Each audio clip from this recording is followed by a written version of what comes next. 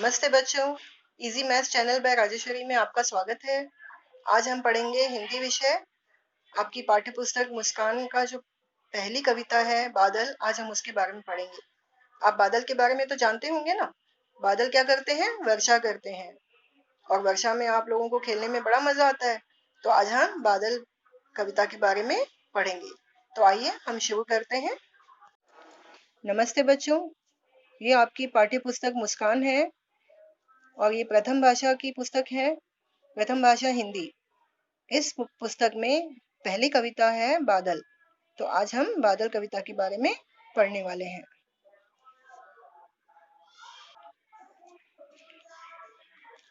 इकाई 1, पहली कविता। मन के भोले भाले बादल। बादल बड़े भोले भाले होते हैं, मन से चालाक नहीं होते, वे बड़े ही भोले होते हैं, बड़े ही सादे होते हैं। तो इस कविता का नाम है मन के भोले भाले बादल। पहले तो यह चित्र दिया हुआ है, जिसे आप देख रहे हैं। इस चित्र को देखकर हमें इन प्रश्नों के उत्तर देने हैं। ठीक है, आप इनके उत्तर कॉपी में लिख भी सकते हैं ताकि आपकी लिखने की भी प्रैक्टिस होती रहे। तो आज मैं आपको इस प्रश्नों के उत्तर समझाऊंगी, फिर उसके बाद कविता समझाऊंगी। ठीक है, तो हम देखते हैं पहला प्रश्न कौन सा है। चित्र में क्या क्या दिखाई दे रहा है? चित्र में क्या क्या दिखाई दे रहा है, हमें ये बताना है। बताइए, चित्र में क्या क्या दिखाई दे रहा है? हाँ, चित्र में 3 बालक हैं, एक बालिका है, और चित्र में हम देख रहे हैं कि बारिश हो रही है। ठीक है, और ये एक मैदान है जहाँ एक पेड़ है, घास है थोड़ी सी। तो ये मैदान है, ये वाइट वाइट जो है पानी भरा हुआ है, यहाँ पर वर्षा हो रही है, बादल है और बच्चे हैं, ये हम चित्र में देख रहे हैं। दूसरा प्रश्न है, बच्चे क्या कर रहे हैं? क्या कर रहे हैं बच्चे, बताइए। बारिश में कोई क्या करता है? बारिश में बच्चे बाहर जाकर भीग रहे हैं, खेल रहे हैं, बारिश के मजे ले रहे हैं। ठीक है, उन्हें बच्चों को बारिश में खेलना बड़ा अच्छा लगता है। जब बारिश आती है, उनकी मम्मी उनसे कहती है, बेटा बाहर मत जाओ, गीले हो जाओगे, आपको सर्दी जुकाम हो जाएगा। लेकिन बच्चे नहीं सुनते, उन्हें बड़ा मजा आता है बारिश में भीगने में। तो ये बच्चे भी बारिश में भीग रहे हैं। ठीक है, तीसरा प्रश्न देखते हैं। इस चित्र को देखकर आपका मन क्या करने को चाहता है? आपका मन क्या चाहता है इस चित्र को देखकर? आपका मन चाहता है ना ऐसे बारिश हो और हम बारिश में भीगे और मजे करें, गीले हो जाएं, और हम पेपर की नाव बनाकर पानी में तैराएं। ये सब बातें आपके मन में आती है ना? और भी अगर कुछ अलग बातें आती होंगी मन में, तो आप मुझे कमेंट करके बताइएगा। ठीक है, मुझे भी तो पता चले आप बच्चों के मन में क्या क्या चलता है। ठीक है, तो आप इन तीनों प्रश्नों के उत्तर समझ आ गए। अब आप लोगों के लिए कुछ सूचनाएं दी हुई हैं यहाँ पर, छात्रों के लिए सूचनाएं। क्या सूचनाएं दी हुई है देखते हैं। पाठ के चित्र देखिए, चित्र के आधार पर कल्पना कीजिए कि पाठ में क्या बताया गया होगा। अब आपने चित्र देखा, अब आपको कल्पना करना है, मतलब आपको सोचना है कि पाठ में क्या दिया गया है, इस कविता में किस चीज के बारे में बताया गया है। आपने अभी पढ़ी नहीं है कविता, आपको पहले ही गेसिंग करना है, मतलब आपको कल्पना करनी है कि क्या दिया होगा इस कविता में, क्या क्या चीजें पढ़ाएंगे टीचर आज हमें। यह कविता पढ़िए, कठिन शब्द और वाक्य रेखांकित कीजिए। जब आप कविता पढ़ोगे तो उसमें कौन कौन से कठिन शब्द हैं जिनके मतलब आपको नहीं पता है, आप उन्हें रेखांकित करना है। रेखांकित मतलब अंडरलाइन करना है। ठीक है, या कोई ऐसे वाक्य हैं जो आप नहीं समझ पा रहे हो, आपको उसके नीचे अंडरलाइन करना है, मतलब रेखांकित करना है। तीसरा क्वेश्चन है, सूचनाएं है ये, तीसरी सूचना है, नए शब्दों और वाक्यों के बारे में मित्रों से चर्चा कीजिए। चर्चा करना मतलब बातचीत करना। आप इन पोयम में, आप इस कविता में जो भी नए शब्द पढ़ रहे हैं या जो नए वाक्य पढ़ रहे हैं, आप उसके बारे में अपने दोस्तों से मिलकर चर्चा कीजिए, उसके बारे में एक दूसरे से पूछिए या बताइए। ठीक है, चौथी सूचना है, नए शब्दों के अर्थ शब्दकोश में ढूंढिए। शब्दकोश क्या होता है बताइए। शब्दकोश मतलब होता है डिक्शनरी। डिक्शनरी को हिंदी में कहते हैं शब्दकोश। सो जो नए शब्द हैं जिनके मतलब आपको पता नहीं है या फिर आपने पहली बार सुने हैं वो शब्द, उसे नए शब्द कहेंगे। है ना, जो आपने पहली बार सुने। तो इन शब्दों के जो अर्थ हैं वो आपको शब्दकोश में ढूंढना है और उसका मतलब पता करना है। ठीक है, ये आपके लिए सूचनाएं हैं। तो चलिए अब हम आ गए इस कविता की तरफ। इस कविता के पास देखिए, ये कुछ चित्र बने हुए हैं ना। क्या है ये चित्र? ये बादल हैं, ये जानवर नहीं है, ये बादल हैं। जब आसमान में बादल आते हैं तो उनके अलग अलग चित्र बन जाते हैं, अपने आप उनका जो शेप है कुछ ऐसा बन जाता है कि हम उनको देखकर हम कल्पना करने लगते हैं कि अरे ये देखो, ये तो है ना हाथी की तरह दिख रहा है। अरे ये देखो, ये तो ऐसा लग रहा है जैसे कोई लड़का हो या कोई इंसान हो, उसके झब्बर झब्बर बाल हो। अरे ये देखो, ये तो ऊंट की तरह लग रहा है। इस तरह से हमारे मन में उन बादलों को देखकर अलग अलग कल्पनाएं उठने लगती हैं। बादलों के शेप अलग अलग होते हैं ना, वो सीधे प्लेन और समतल और एक तरह के शेप आकार के तो नहीं होते, वो अलग अलग आकार बना लेते हैं आसमान में। तो हम उन्हें देखकर कल्पना करने लगते हैं कि अरे ये आकार किस तरह दिखाई दे रहा है, वो आकार किस तरह दिखाई दे रहा है। तो इस तरह से हमारी जो कल्पनाएं हैं बादल के आकार की, उन कल्पनाओं के हिसाब से यहाँ पर बादलों के चित्र बने हुए हैं। कोई झब्बर बालों वाला है, कोई ऊंट की तरह दिखता है, कोई हाथी की तरह सूंड है किसी की। हाँ, इस तरह से अलग अलग तरह से बादल दिखाई देते हैं। ठीक है, तो हम पढ़ते हैं बहुत अच्छी तरह से इस कविता को। आप भी इसी तरह पढ़ने की कोशिश कीजिए। ओके। झब्बर झब्बर बालों वाले, गुब्बारे से गालों वाले, लगे दौड़ने आसमान में झूम झूम कर काले बादल। मतलब बालों वाले, झब्बर झब्बर बालों वाले, जैसे बिखरे बिखरे बाल होते हैं ना, जैसे आप सो के उठते हो या आप कभी बाल धोते हो शैम्पू से, तो आपके बाल ऐसे हो जाते।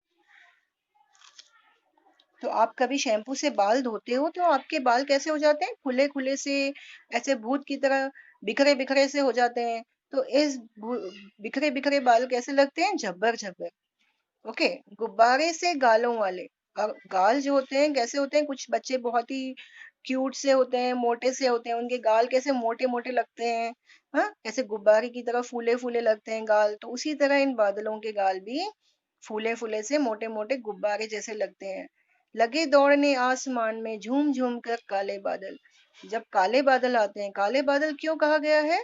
क्योंकि काले बादल ही वर्षा लाते हैं। ओके। काले बादल होंगे तो बारिश होगी। तो बादल जब आते हैं आसमान में तो हमेशा एक जगह नहीं रहते, वो यहाँ से वहां चलने लगते हैं, दौड़ने लगते हैं। वो एक जगह नहीं ठहरते, हवा के साथ वो एक जगह से दूसरी जगह चले जाते हैं। इसीलिए कहा गया है लगे दौड़ने आसमान में झूम झूम कर काले बादल। कभी हम देखते हैं आसमान में काले काले बादल आ गए हैं, काले काले बादल आने के बाद थोड़ी देर बाद हमें पता चलता है अरे बादल तो चले गए दूसरी तरफ। मतलब ये हुआ कि बादल आसमान में चलते हैं। ठीक है। तो झब्बर झब्बर बालों वाले, गुब्बारे से गालों वाले, लगे दौड़ने आसमान में झूम झूम कर काले बादल। इसका मतलब आपकी समझ में आ गया? अब हम पढ़ते हैं दूसरी पंक्तियां आगे की। कुछ जोकर से तोंद फुलाए। कुछ बादल कैसे हैं? उनकी तोंद, तोंद मतलब आप समझते हो ना, पेट निकला होता है ना किसका, बहुत मोटा पेट होता है, उसे कहते हैं तोंद। तो कुछ जोकर से तोंद फुलाए, कुछ हाथी से सूंड उठाए। और किसी बादल का शेप ऐसा लग रहा है, उसका आकार ऐसा लग रहा है जैसे कि उसकी सूंड हो। तो कुछ बादल कैसे लगते हैं? हाथी से सूंड उठाए। कुछ ऊंटों से कुबड़ वाले, ऊंट होता है उसकी पीठ पर कुबड़ होता है ना, तो कुछ जो बादल हैं ऐसे लगते हैं जैसे कुबड़ हो उनका। कुछ परियों से पंख लगाए, और कुछ बादलों का आकार जो है एक परी की तरह लगता है जिसके पंख हों। ये सारे जो कल्पनाएं हैं ये किसी बच्चे के मन में उठने वाली कल्पनाएं हैं। जब कोई बच्चा आकाश में देखता है बादलों को, तो उस उन बादलों का आकार देखकर उसके मन में ये अलग अलग विचार आते हैं कि अरे ये देखो, ये बादल तो ऐसा लग रहा है जैसे इसकी सूंड हो, और यह बादल तो ऊंट के कुबड़ की तरह लग रहा है, और ये बादल तो परियों के पंख लगाए हैं ऐसा लग रहा है। इस तरह से अलग अलग कल्पनाएं बच्चों के मन में उठती हैं। तो उस कल्पनाओं को ही इस कविता में बताया गया है। आपस में टकराते रह रहे शेरों से मतवाले बादल। आपस में टकराते रह रहे मतलब हमें बादलों की आवाज आती है, जब बारिश आने वाली होती है तो बादल गरजते हैं, जोर जोर से गरजते हैं। और फिर वो कैसे होते हैं? शेरों से मतवाले बादल। मतवाले का मतलब क्या होता है बताइए? मतवाले मतलब जो किसी के काबू में ना हो, उन्हें कहते हैं मतवाले। क्या शेर किसी के काबू में होते हैं? नहीं ना। इसीलिए बादल भी किसी के काबू में नहीं होते, उनकी मर्जी में आता है जब वो टकराते हैं और गड़गड़ की आवाज करते हैं। कुछ तो लगते हैं तूफानी, कुछ रह रह करते शैतानी, कुछ अपने थैलों से चुपके झरझर बरसाते पानी। कुछ तो लगते हैं तूफानी मतलब कुछ बादल बड़े ही तूफान लेकर आते हैं। जैसे ही बादल आते हैं, जोरों की हवा चलने लगती है, तूफान आने लगता है, चीजें उड़ने लगती हैं, पेड़ पौधे हिलने लगते हैं। इस तरह से कुछ बादल तूफान लेकर आते हैं। कुछ रह रह करते शैतानी, और कुछ बादल शैतानी करते हैं। थोड़ी थोड़ी देर में गड़गड़ होती है, फिर शांत हो जाते हैं, फिर थोड़ी हवा चलती है, फिर शांत हो जाते हैं। कुछ अपने थैलों से चुपके झरझर बरसाते पानी। ये कहा गया है कि बादलों के पास कुछ थैले हैं जिनमें वो पानी भर के रखते हैं, और जब बादल आते हैं तो कुछ बादल क्या करते हैं? पानी बरसाकर चले जाते हैं। नहीं किसी की सुनते कुछ भी, ढोलक ढोल बजाते बादल। क्या वो किसी की सुनते हैं? नहीं सुनते। शेर कैसे मतवाले होते हैं? शेर किसी के काबू में नहीं होते। वैसे ही बादल भी किसी के काबू में नहीं होते, वो किसी की नहीं सुनते और गड़ गड़ गड़ आवाज करते हुए ढोलक की तरह टकराते हुए ढोल बजाते चले जाते हैं। रह रह कर छत पर आ जाते, फिर चुपके ऊपर उड़ जाते, कभी कभी जिद्दी बन करके बाढ़ नदी नालों में लाते। रह रह कर क्या होता है? छत पर आ जाते हैं, हम देखते हैं हमारे छत पे बादल आए हुए हैं, बारिश होने वाली है, फिर थोड़ी देर के बाद ऐसा लगता है अरे बादल तो चले गए, अब तो उड़ गए, वो चले गए। चुपके से उड़ जाते हैं, हमें पता नहीं चलता, थोड़ी देर में गायब हो जाते हैं। लेकिन कभी कभी नहीं जाते, कभी कभी जिद्दी बन जाते हैं। बादल आते हैं और खूब सारी वर्षा करके जाते हैं, बहुत वर्षा करते हैं, और उस वर्षा से नदी नालों में बाढ़ आ जाती है। बाढ़ का मतलब समझते हैं आप?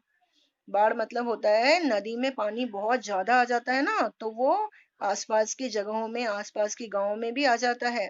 नदी में जितनी जगह है उससे ज्यादा पानी भर जाता है, तो वह नदी में नहीं समा पाता, तो वो आसपास के गांवों में, शहरों में पानी बहकर आ जाता है, उसे कहते हैं बाढ़।